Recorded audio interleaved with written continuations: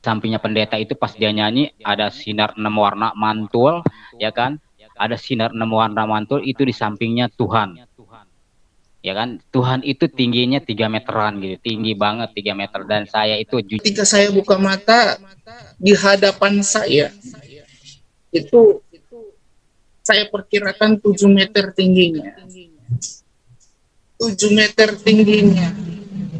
Maksudnya itu siapa yang mukanya bercahaya, itu siapa, saya bilang gitu, nemuin saya orangnya kira-kira tingginya 2 meter lah, saya bilang gitu. Terus Pak Alyubi channel ya, terima kasih ya, Ancor Pesina Telur Ingki Pak.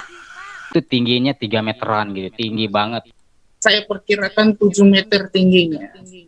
Kira-kira tingginya 2 meter lah, saya bilang gitu. Terima kasih Bapak Alyubi channel ya, terima kasih ya, Ancor Pesina Telur Ingki Pak. Motor sekelangkong sampai datang ke channel bule Pak. Kok bisa ya?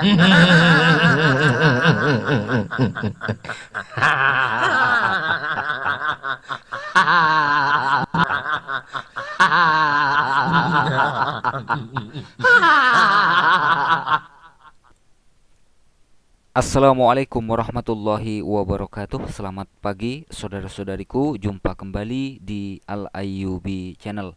Semoga kita semua, keluarga kita dan umat Islam dimanapun berada senantiasa dalam lindungan Allah, dan Allah tetapkan kita di dalam iman dan Islam. Amin ya rabbal alamin. Teman-teman, semakin kesini narakoplak semakin menghibur kita ya teman-teman.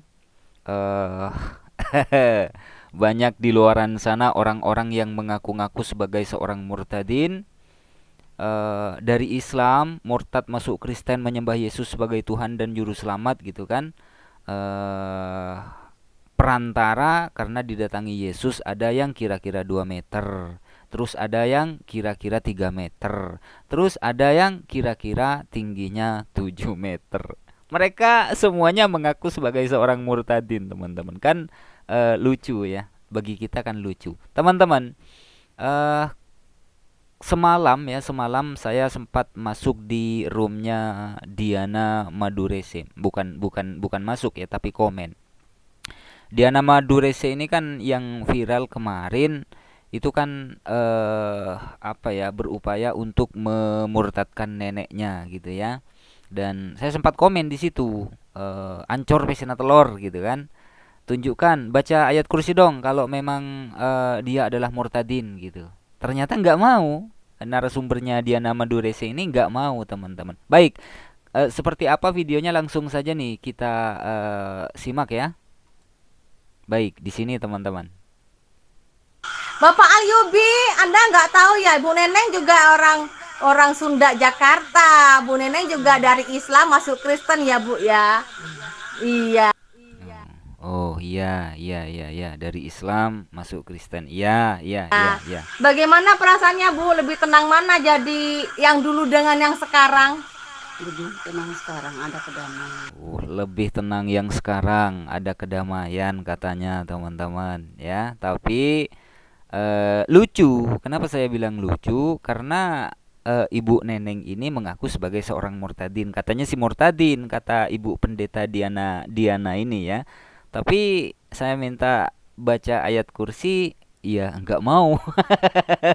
Kan koplak teman-teman ya. Ya, seperti itulah ya teman-teman ya.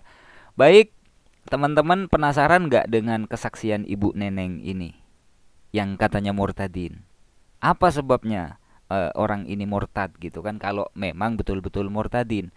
Nah, kita simak kesaksiannya saudara-saudariku. Salam, perkenalkan nama saya Neneng Marsana. Saya lahir di kota Jakarta. Bapak saya sudah meninggal almarhum. Sudah dari Jakarta, ibu saya Bogor. Saya menjadi Kristen bukan cita-cita saya, tapi itu karena Tuhan yang memilih saya.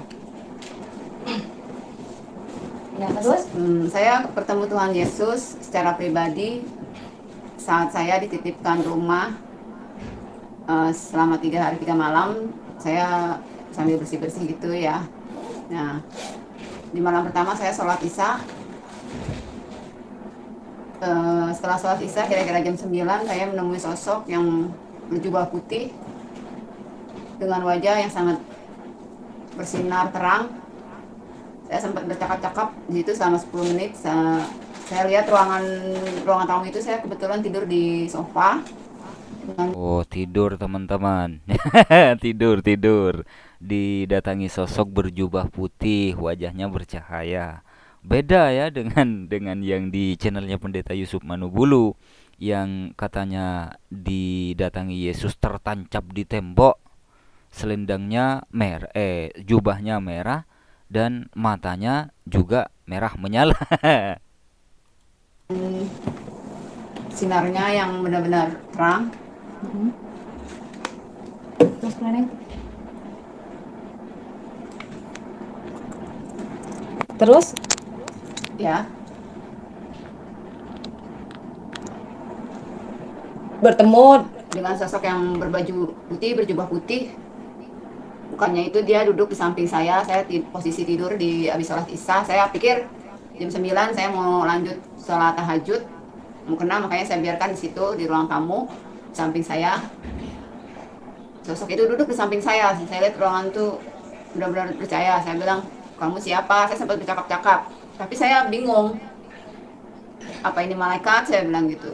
Terus saya mengeluarkan kata-kata yang sama persis ada di Alkitab. Saya ingatnya kata-kata begini, dalam apa Bu? Mazmur ya. Kuserahkan nyawaku ke dalam tanganmu, Allahku yang setia. Saya ingatnya itu aja. Saya menyerahkan nyawa saya. Nah, hari kedua saya mau habis sholat isya saya langsung bangun. Habis kata-kata seperti itu, cahaya itu langsung pergi kan. Saya sadar bangun, saya lihat lagi jam. Saya bilang, oh tadi saya tidur jam 9 pas. Saya lihat jam 9 lewat 10 menit. berarti itu pertama kali Bu Neneng di rumah kawannya berarti ya? Ya. Saat dititipkan rumah. Ya, saya nggak tahu kalau itu Tuhan Yesus, kan saya setahunya sholat di sholat. Saya lihat hanya gambar Tuhan Yesus yang disalib itu banyak darahnya, itu kan saya nggak tahu kalau itu. Saya taunya sholat ya sholat. Saya taunya sholat ya sholat. Ya, ditemui jubah putih. Kita lanjut ya. Jubah putih itu sosok siapa kan? Nah, malam keduanya saya ketemu lagi, saya diajak masuk ke rumah. Di situ saya nemui keluarga saya, tapi perempuan semua ya. Pakai baju putih, saya juga pakai baju putih. Di situ ada almarhum bapak saya, di situ sebuah taman ya. Kebetulan bapak saya waktu itu belum lama meninggal kan. Kira-kira kalau boleh tahu Bu Neneng itu terjadi pada tahun berapa ya? Tahun berapa? Pokoknya kira-kira 2014 kan, saya ingatnya bapak saya meninggal berbarengan, hampir bareng itu sama anaknya teman saya itu meninggal juga. Jadi dia kan karena trauma gitu kan, jadi dia ninggalin rumah untuk melupakan anaknya ya kan, biar nggak sedih. Akhirnya saya disuruh tinggal di situ, dititipin sambil bersih-bersih ya kan. Nah, terus malam keduanya lagi, Berarti itu tahun 2014 ya? ya kira-kira 2014. Sekitar 2014 Bapak Ibu ya? Nah, malam kan 3 malam. Salam juga.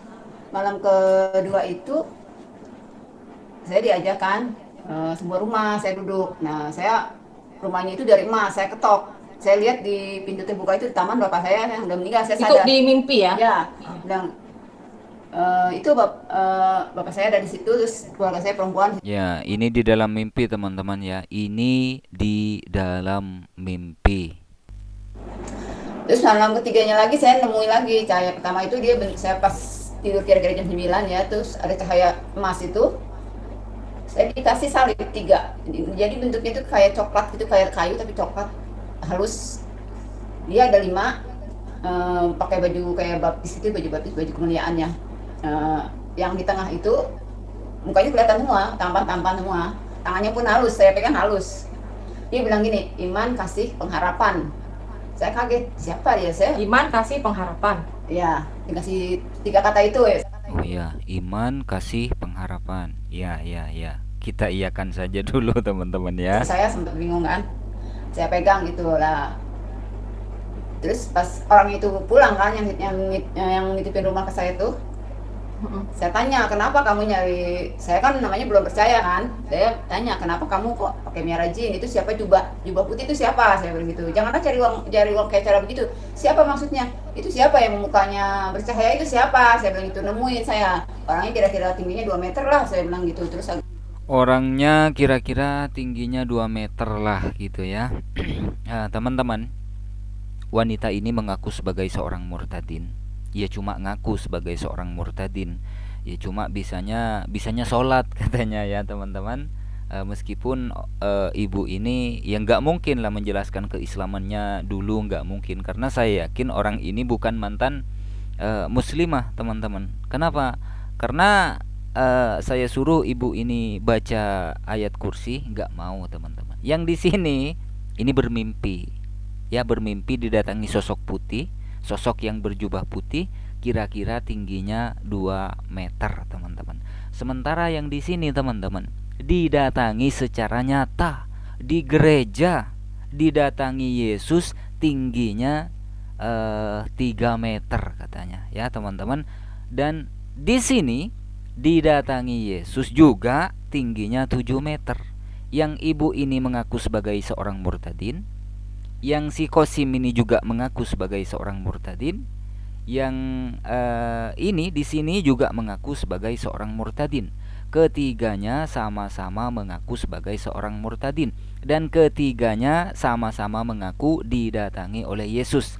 Yang satu 2 meter, yang satu 3 meter, yang satu 7 meter. Nah, di antara kesaksian ketiga orang ini, lalu yang mana yang harus kita percaya teman-teman? Yang mana coba?